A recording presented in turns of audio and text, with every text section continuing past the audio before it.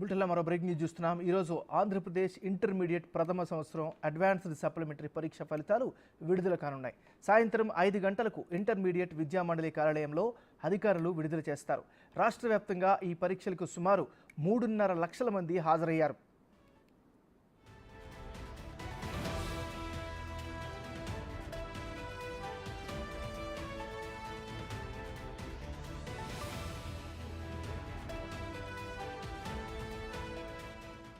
బులెటిన్లో మనం breaking news చూస్తున్నాం. ఈరోజు ఆంధ్రప్రదేశ్ ఇంటర్మీడియట్ ప్రథమ సంవత్సరం అడ్వాన్స్డ్ సప్లిమెంటరీ పరీక్ష ఫలితాలు విడుదల కానున్నాయి.